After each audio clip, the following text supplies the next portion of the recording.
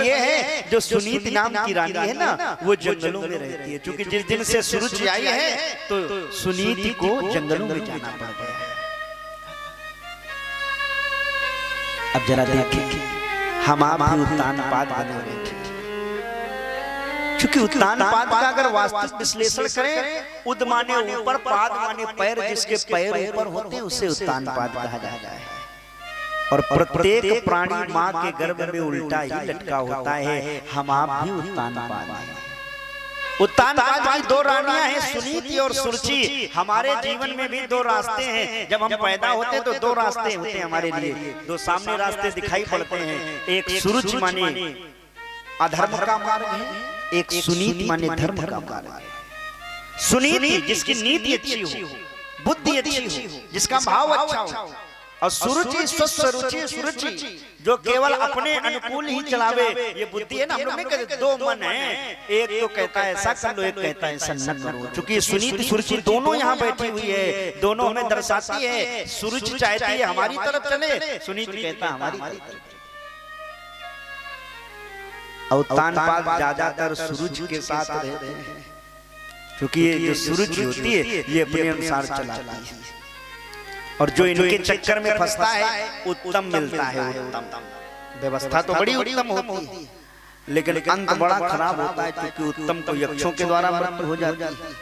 और जो सुनीति पर चलता वहां ध्रुव प्राप्त होता है। और जब ध्रुव मिलता है तो अटल हो जाता है, सत्य हो जाता है, अडिग हो जाता है, समाज में नाम कर जाता है, जो सुंदर नीतियों पर चलता है। अब उत्तान पाद की दो रानियां हैं, सुनीति और सुरुचि। एक जंगलों में, एक महलों में। जंगल में जो रानी है उसके भी एक पुत्र है, नाम है ध्रुव। और जो महलों में रानी है उसका भी एक पुत्र है, सुरुचि का भी एक पुत्र है, उसका नाम है उत्तम। अब देखना जरा, एक पिता के विपुल कुमारा, पृथक पृथक गुण। एक पिता की कई संतानें होती हैं समाज में, और कह दो सभी संतानें अच्छी हो, ऐसा हो ही नहीं सकता है। एक पिता की कई संतानें होती हैं, सभी सुंदर हो, ये हो नहीं सकता है। क्यों? ये अपने अपने कर्म और भाग्य का प्रभाव होता है कि एक पिता बंटवारे में अपने चारों बच्चों को बराबर बराबर संपत्ति बांटता है। ध्यान देना मेरी बात पर, बराबर बांटता है। और उन चार में दो तो बड़े अच्छे निकल जाते हैं, पिता के द्वारा दी गई संपत्ति को भी बढ़ा देते हैं। और दो ऐसे होते हैं, एक ऐसा होता है कि वो दी हुई संपत्ति को 6 महीना में, है कि नहीं? ये किसका दोष है? पिता का है ना। पिता ने तो बराबर बांटा था। ये दोष उस व्यक्ति का, उस भाग्य, उसके कर्मों का दोष कि वो तो घटा रहा, वो बढ़ा रहा। दो फूल साथ फूले। जरा ईमानदारी से बताना, उत्तान पाद के दो पुत्र हैं। एक उत्तम है जो महलों में रहता, नाम भी उत्तम, तो इसके लिए व्यवस्थाएं भी उत्तम। जल्लभ के गद्दे, दास दासियां सेवा में, जो एक बार कपड़ा पहन ले वो फेंक दिया जाता है, दासियों को दे दिया जाता है। जो एक बार भोजन, स्वादिष्ट भोजन। और उसी पिता का एक पुत्र जंगल में बेचारा केले के पत्ते को ओढ़ के रहता है, पत्तों पर सोता है। सर्दी लगती तो मां अपने हड्डियों में उसे चिपकाती। अब देखना जरा, आज भी हम समाज में देखते हैं पिता बहुत अच्छा है लेकिन बेटा उसके गलत मार्ग पर चला गया। ये क्या है? वैसे कहा जाता बाढ़े पुत्र पिता के धर्मा, लेकिन आज के लिए चरितार्थ नहीं हो रहा है। पिता बहुत अच्छा है, पिता बड़ा पढ़ा लिखा मास्टर, समाज में प्रतिष्ठित था, लेकिन जो उसका लड़का इतना नालायक निकला कि समाज में वो उतना ही धूमिल निकल गया। पिता की समाज में बड़ी इज्जत थी, जहां से निकल जाते थे तो लोग प्रणाम करते थे, और वही उनका लड़का नाली में पिए पड़ा है। ये स्थिति आजकल की दिखाई पड़ रही है। कभी कभी मैं देखता हूँ पिता बड़ा खराब था लेकिन पुत्र बहुत अच्छा निकल गया। पिता तो बहुत खराब था लेकिन उनका पुत्र जो निकला वो ऐसा निकल गया कि समाज में उस पिता को उस पुत्र के नाम से जाना जाने लगा। ये क्या है? ये भाग्य है। ध्रुव का जीवन भी यही है। उसी पिता के पुत्र हैं। एक पुत्र राजा बना बैठा और एक भीख मांग रहा है।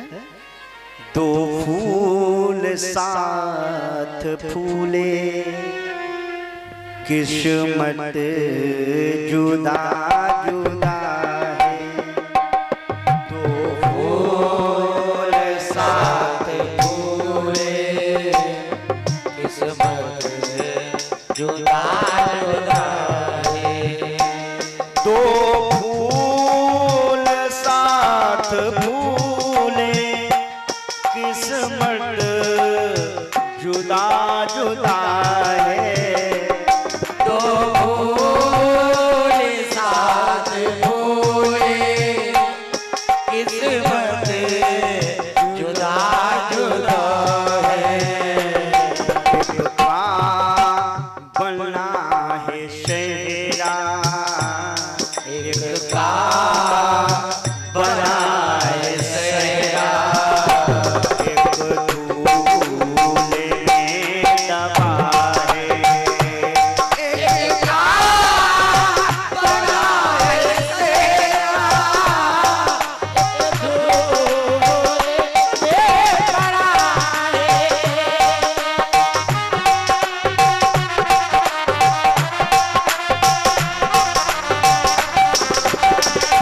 हाथ देखे जरा।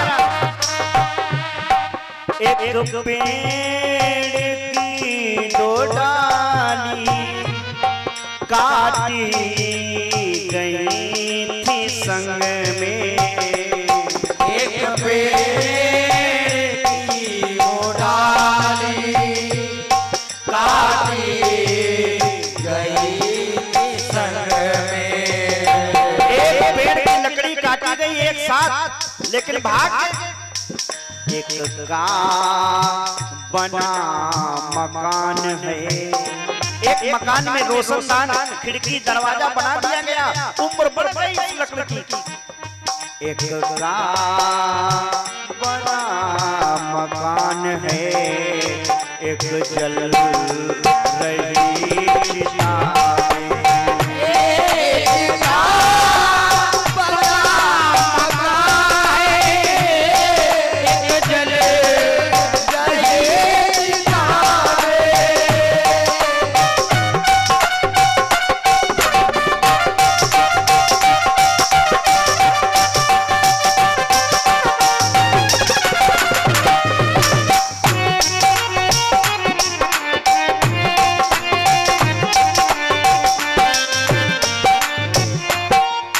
कहाँ तक कहें? एक सीप के दो मोती, एक सीप के दो मोती निकाले गए थे संग में, एक सीप की दो मोती निकाले गए थे संग में, ताज में जड़ा है, एक मोती वो मुकुट में लगा दिया गया, उम्र उसकी बढ़ गई चमकने लगा, एक ताज में जड़ा है, एक पिसो रहा खड़ग में, एक ताज में जड़ा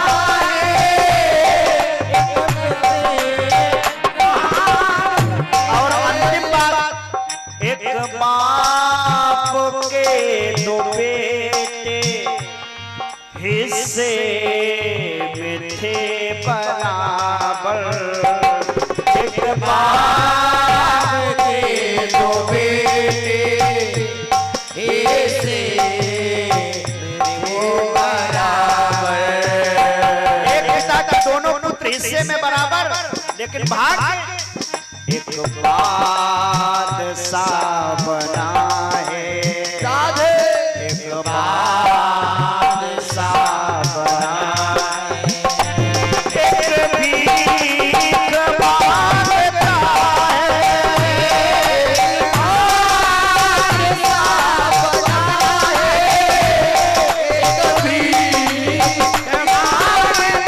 है, तो फूल साथ फूले,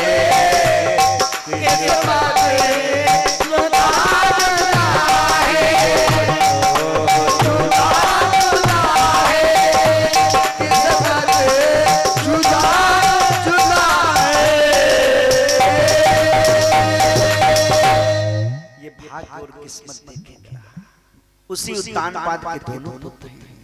एक दिन ध्रुव ने माँ से कहा, माँ हम भी अपने पिता से मिलेंगे, हमारा पिता कौन है माँ? सुनीत ने बता दिया, जो राजा उत्तानपाद है ना ब्रह्मावर्त बिठूर के, यही तुम्हारे पिता हैं। तो ध्रुव ने कहा, माँ हम भी अपने पिता की गोद में बैठे। ऐसा निश्चय करके उत्तानपाद के पास ध्रुव पहुंचे। एकदा सुरुचे पुत्रम अंकमारोप्य लालयन् उत्तमं नारुरुक्षन्तम् ध्रुवं राजाभिनंदनम्। एक दिन की बात है, उत्तानपाद उत्तम को लिए सुरुचि का पुत्र अंकमारोप्य लालयन् गोदी में लेकर के उसको खिला प्यार कर स्नेह कर सिंहासन पर बैठे थे। ध्रुव गए, दरवाजे से आवाज लगाई, पिताजी। कौन ऐसा पिता होगा उसका बेटा दोनों हाथ फैलाए खड़े हो और वो उस बालक को गोद में ले? उत्तानपाद ने उत्तम को सिंहासन में बैठा दिया। दौड़ पड़े ध्रुव को, और जैसे ही दौड़े ना, सुरुचि ने दूर से देखा, अगर आज राजा ने इस ध्रुव को गोद में ले लिया तो कल मोह में पड़ के इसे राजपाट दे देंगे। तो सुरुचि है अपने अनुसार काम करेंगे, ऐसा ना हो कहीं आधा राजपाट देना पड़ जाए, तो मोह ही पैदा नहीं होने देंगे।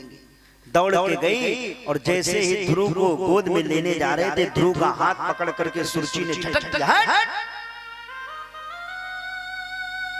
मातु सपत्न्या सदुरक्त विद्धा स्वसंदुषा दंड हतो यथाहि।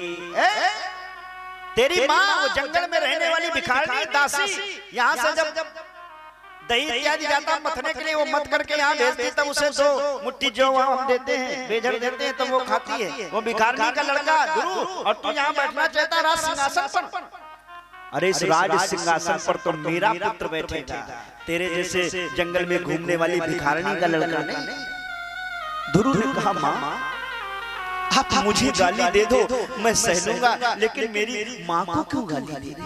उसने आपका क्या बिगाड़ा है? और जैसे ही ध्रुव ने इतना कहा तो सुरुचि ने इसका पारा चढ़ गया।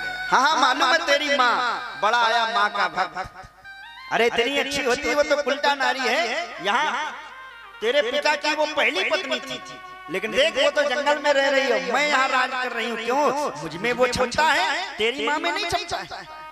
और ध्रुव सुन, अगर वो यहाँ बैठना चाहती ना, तू यहाँ सिंहासन पे आना चाहता है, तेरी माँ इस यहाँ की रानी बनना चाहती है, तो तू एक काम कर। क्या?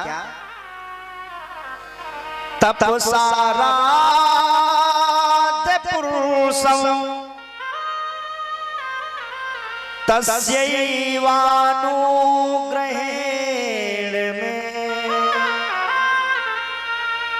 अगर तू सिंहासन पर बैठना चाहता है ना, तो जा जंगल में आराध्यम पुरुषम तस्यैवानुग्रहेण में उस भगवान की परम पुरुष की आराधना कर और वो अनुग्रह कर दे। तो गर्भे तुम साधयात्मानं यदि इच्छसि नपासनम्। वो भगवान मिले, वो अनुग्रह करे, दर्शन दे, तो उस भगवान से मांगना कि मैं सुरुचि के गर्भ से पैदा हूँ, तब ये नपासनम, ये राजा का आसन तुम्हें प्राप्त होगा। जैसे इतना कहा, अब जरा ध्यान देना, ये सुरुचि है जो अपने गर्भ को भी भगवान से ऊंचा बता रही। भगवान मिले तब गर्भ में आए। अरे भगवान मिल जाता तो क्या गर्भ में आना पड़ता है? ये आने जाने का चक्कर ही खत्म हो जाता। अंतराम कहीं आवत, दोबारा आना नहीं पड़ता इस संसार में। लेकिन सुरुचि है, ध्रुव को बात लग गई। मेरी माँ कह रही है ना छोटी माँ, तो मैं मानूंगा। लौट के आई, अपनी माँ से पूछा, माँ ये बताओ क्या कोई दुनिया में भगवान होता है? अब 5 वर्ष के ध्रुव छोटे से बालक, माँ क्या कोई भगवान होता है? बोले हाँ। कहाँ रहता भगवान? बोले वो तो जंगलों में रहता है। तो माँ मैं भी जंगलों में जाऊंगा, भगवान का दर्शन करूंगा। अरे लाला क्या कह रहे हो? ऐसे भगवान मिलता नहीं। बड़े बड़े जन्म जन्म मुनि यतन कराई, बड़े बड़े महात्मा लोग कितने यत्न कर डालते, करोड़ों जन्म उनके बीत जाते हैं, फिर भी भगवान मिलता नहीं है। और तुम क्या साधारण समझ रहे हो? गुरु ने कहा नहीं माँ, मेरी छोटी माँ ने कहा था भगवान मिलेगा, अब आप भी कह रहे हो भगवान जंगल में रहता है, इसका मतलब सबको पता, हम ही को नहीं पता है। अब हम पता करेंगे, वो भगवान मिलेगा जरूर। और छोटा बच्चा लगा ले जो लगन, पूरा कागज जैसा लिख दोगे वैसा लिख जाएगा। माँ आशीर्वाद, मैं जा रहा हूँ भगवान से मिलने। तो सुनीत को लगा बच्चा है, खेल की बात कर रहा है, तो आशीर्वाद दिया, जाओ माँ मंगलम तात परेश भूषता, जाओ बेटा तुम्हारा मंगल हो। इन्होंने सोचा कुटिया तक जाएगा, खेल कर रहा फिर आ जाएगा, लेकिन ये क्या, गुरु तो कुटिया से बाहर निकले, एकदम से दौड़ लगा दी जंगल की ओर। सुनीत ने देखा ये थोड़ी दूर जाएगा लौट आएगा, 150 मीटर, 200, 500, और ध्रुव तो दौड़ने लगे। अब सुनीत को लगा ऐसा तो नहीं मेरा बेटा जा रहा हो, तो सुनीत भी पीछे पीछे दौड़ी, लेकिन ध्रुव को लगी थी सच्ची लगन, इतनी वेग से दौड़े। और जब जब भगवान की ओर कोई भक्त चलता है तो भगवान कहता बेटा आधी दूर तुम आओ, आधी दूर। जैसे कभी चुंबक आप प्रयोग करना, 2 चुंबक के टुकड़े लेना, एक छोटा एक बड़ा, और दोनों को आपस में मिलाना, और जैसे ही आधी दूर चुंबक आएगा, छोटा वाला जो होगा वो बड़ा वाला अपनी ओर छोटे वाले को झटके में खींच लेगा। ऐसे ही जब कोई भक्त भगवान की ओर चलता है तो आधी दूर केवल चलता है, और भगवान जैसे आधी दूर पहुंचता है सुदामा की तरीके से भगवान उसको अपने पास बुला लेते हैं। अरे भाई रिश्तेदारी तभी तो चलेगी, 2 बार हम आमे तो 1 बार आप भी आ जाओ। जैसे ध्रुव जी जंगल की ओर पहुंचे, लेकिन तब तक भगवान का दर्शन होगा नहीं जब तक गुरु मिलेगा नहीं। तो गुरु कौन मिल गया, नारद मिल गए रास्ते में। जैसे नारद जी को देखा, बड़े बड़े सुंदर बाल और बड़े बच्चियां महात्मा लिए वीणा बजा रहे हैं। ध्रुव जी ने चरणों में प्रणाम किया, नारद जी ने आशीर्वाद दिया, बेटा कहाँ से आ रहे हो, कहाँ जा रहे हो। ध्रुव ने कहा मेरी माँ ने बताया है भगवान जंगल में रहता, मिलने जा रहा हूँ। नारद जी ने कहा पागल हो गए, यही गुरु का स्वभाव है। गुरु भी पहले शिष्य को ठोक बचा के देख लेता है ये चेला बनने लायक है कि नहीं। आजकल वाली स्थिति नहीं। अरे कबीरदास कहते ना, गुरु तुम्हारे शिष्य कुंभ है, घटी घटी काढ़े खो, अंदर हाथ सहाय के बाहर मारे चोट।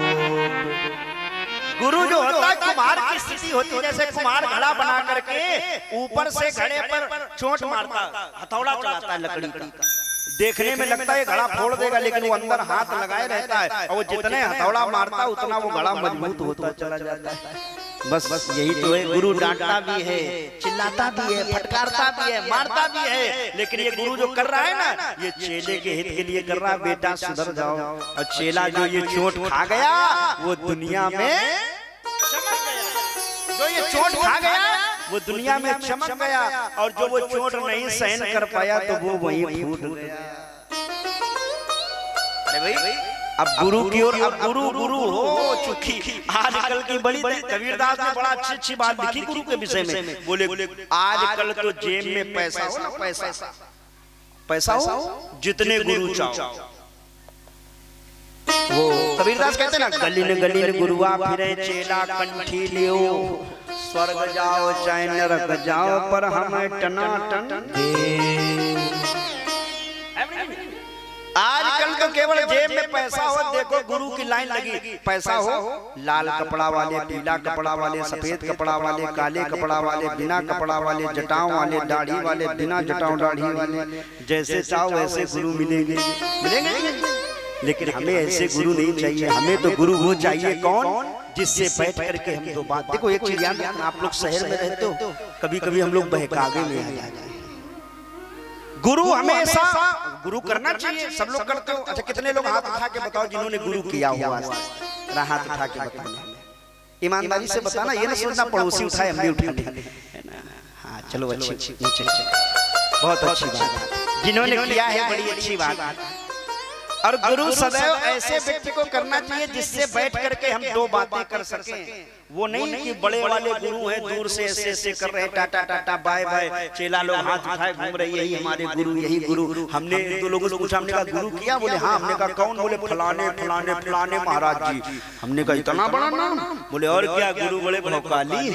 हमने कहा अच्छा, तो ये बताओ गुरु से मिले हो कभी? बोले मिले तो नहीं। हमने कहा बातचीत? बोले कभी नहीं की। तो हमने कहा है कि गुरु केवल टाटा बाय बाय वाले। अरे गुरु तो वो है जिस गुरु के पास बैठ करके हम अपनी चर्चा कर सके, सुख दुख बता सके। दशरथ ने गुरु बनाया तो गुरु रह गए हो तुरंत महिपाला, चरण लाग कर विनय विशाला, निज सुख दुख सब गुरु ही। अरे भाई गुरु उसको बनाए जिससे दो बातें कर सके, अब वो गुरु न बनाए कि सब हाथ उठाए घूम रहे हम शामिल बाजा बजा रहे हैं। ऐसा नहीं होना चाहिए। गुरु करो, वो कहावत कहते ना, गुरु करो अब पानी पियो जाने